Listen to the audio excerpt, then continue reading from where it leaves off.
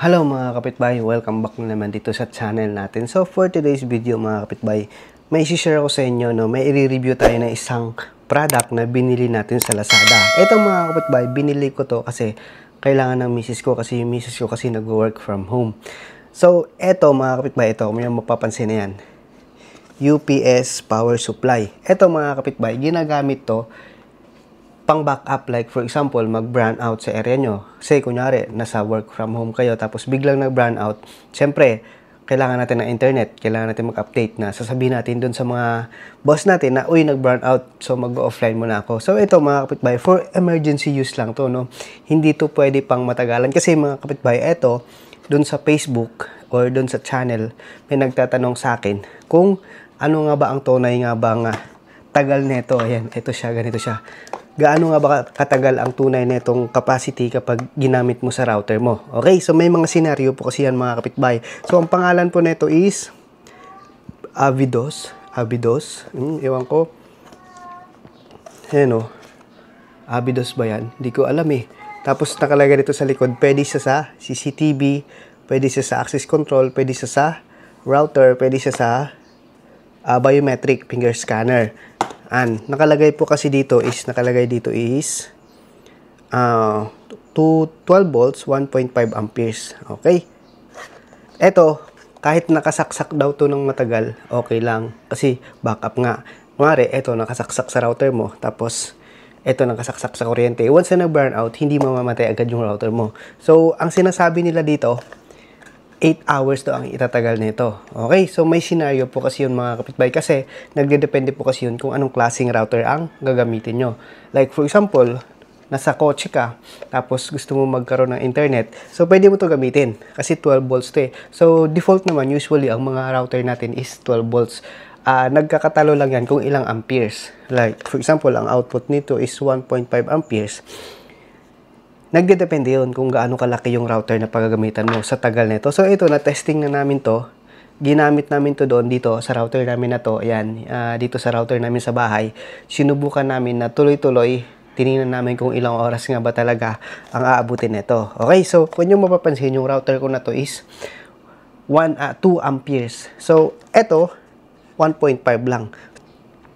Mas malakas talaga kumain yung mga ganitong router. Lalo na kapag yung ganitong router is 5G, tapos gumagana yung nakakonek ka sa Wi-Fi through laptop, through 5 GHz na band, tapos tuloy-tuloy yung gamit mo. Kasi pag mas malakas yung signal, mas maraming nakakonek, mas kumakain lalo ng kuryente yon. So, nagdedepende po yun kung anong klaseng router, kung ilang device ang nakakonek.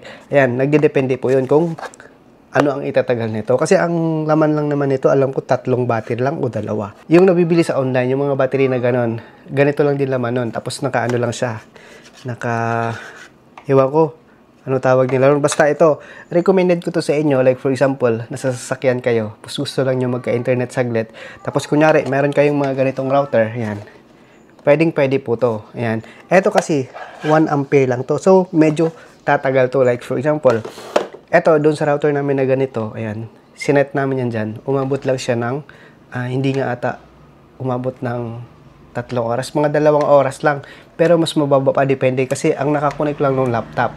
For example, maraming nakakonect na device, mas mababa pa siguro yun. Alright? Pero ito, sigurado, alam ko tatagal yan dito sa mga ganitong 5G router. Or yung mga ganitong mobile router. Kasi, 1 ampere lang to eh. Ayan o. Yung output niya 1 ampere lang. So, kung gagamitin mo na to yan, tatagal. Like for example, nasa bundok ka or walang signal, mahina, or wala kang internet. Kung gusto mo mag-share ng internet, gagamitin mo lang to, saksak mo lang to, magkakaroon po ng power yan. Okay? So, hindi po ito tumatagal ng ilang hours kapag malaki yung router mo. Nagdedepende rin po yun. Like for example, dito, tinesting ko to, umabot ng 3 hours mahigit, hindi pa siya namamatay, pero siguro lalagpas yun kapag tinagalan pa kasi ang tagal na namin sa labas eh. Nag-drive kami from here to Bulacan, umabot to. Yan. So, ilang oras lang kasi naka-expressway naman, umabot, pero hindi ko sure kung ilang oras talaga ang kaya. Pero, solid na to. Kung maaari, mag-run out sa inyo, solve ka na kung 3 oras naman, di ba? Alright. So, hindi mo na kailangan mag-alala kapag gusto mo magka-internet kahit brownout, meron ka nito. For example, ito, saksak mo siya dito. Yan. Tapos may USB. Pwede ka pa mag-charge. Yan. Charge ka dito through USB. Gamit to. Alright. So, yun lang. Yun yung isi-share ko sa inyo. Recommended ko to. Ito mga kapitbahay, narinig ko sa Facebook or sa mga forum. Kasi Chinese kasi to eh. Wala man lang manual. Kaya wala tayong guide. Sabi nila, hindi raw umiinit kapag sinaksak. Kasi sinaksak ko rin siya, hindi talaga siya umiinit. Stable naman siya, hindi siya umiinit kahit nakasaksak tapos nakalagay siya rito. Like for example, nasa labas ako, gagamitin ko to. Kung yung papapansin, iti-testing natin. Ayan o. Ayan. Diba? Kapag nilagay ko yan dito, ayan o. Ayan. O, wala pa, diba? Pag in-on ko yan, ayan o. Ayan. Ayan. Hindi nakasaksak. Solve ka na dyan. Like for example, gusto mo lang magkaroon ng internet panandalian, pwede mo itong gamitin. Yan, oh, may power ka na. Parang mayroon kang power bank. Pero ito, pwede mo isaksak tuloy-tuloy para magkaroon ka para magkaroon ka ng redundancy. Kapag nag-burn out, hindi maapektuhan. Kumari, naka-calls ka, naka-laptop ka.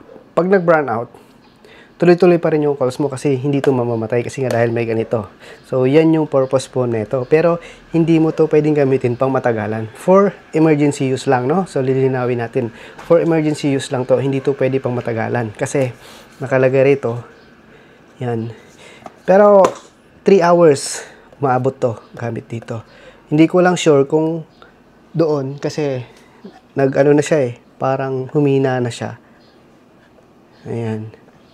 Pero pag ito lang, matagal. Kaya, recommended ko sa inyo. Mayroong nabibiling mga ganito, malalaki, pero mas mahal na. So, ito, sa halagang 309, meron ka ng ganito, solid na. Meron ka ng pang-emergency backup for your Wi-Fi. So, kaya dahil ko ito binili, kasi kailangan ng misis ko dito sa bahay. Kasi, once na nag-burn out, or di kaya, nagkaroon ng interruption ng internet namin, nag-burn out na, wala pang internet. So, ito yung ginagamit namin. So, ang SIM ko dito is naka-GOMO SIM. Tapos, naka-unlimited siya. Ayan. Hindi siya na-expire. Yan yung kagandahan ng GOMO SIM ng Globe. So, ito. Solve na. Kumari, burnout. Namatay yung desktop. Pero ito, meron ka. Sasaksak lang niya kasi may backup naman kaming laptop. So, automatic. May internet pa rin siya. So, makakapag-update pa rin siya kasi nag-work from home siya. Alright? So, yan. Sana magkaroon kayo ng idea kung paano. Ito, wala lang kasi itong USB eh. Pang ganito lang talaga. Pero may mga nabibiling ganito na may kasamang USB. Kung gusto mo talaga na parang backup battery mo na rin, pwede yun. Bili ka ng ganito na may USB. Nasa 800 plus naman yun. Ito kasi 300 lang. So, isahan lang. Ayan. Yung papansin, umaandar pa rin siya. Wala lang siya kasi wala SIM card ginamit. Alright?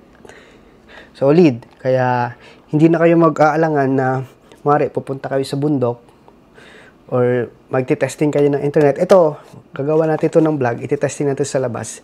Titingnan natin. Lalapit tayo sa tower kung ano ba yung speed test na ito kapag naka-built-in lang na ganito. Right? Testing natin to. Ayan. So, ulitin ko mga kapitbahay. Hindi to tumatagal ng ilang hours. Nagdedepende po yun. Kuwari, malaki yung router. Kuwari, yung ganitong router sa akin. Ayan.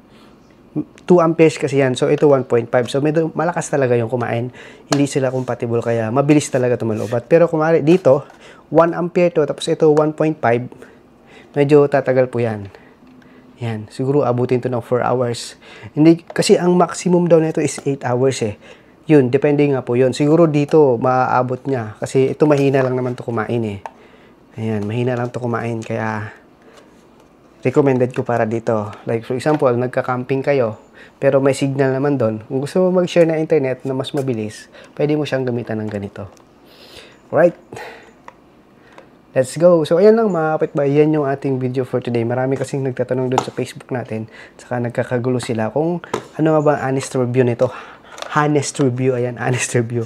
Yan, eto mga kapitbahay. Pwede nyo to gamitin for emergency. Hindi ito pang matagalan. For emergency lang. Kasi marami kasing nagko-comment doon eh. Sa seller na hindi nga daw umaabot ng 3 oras. Nagdedepende nga po yun sa device na nakakonect. Alright? So, maraming salamat. God bless and peace. Sana magkaroon kayo ng idea kung ano yung bibili nyo. UPS power supply. Ayan. Alright? So, thank you so much. God bless and peace. Bye.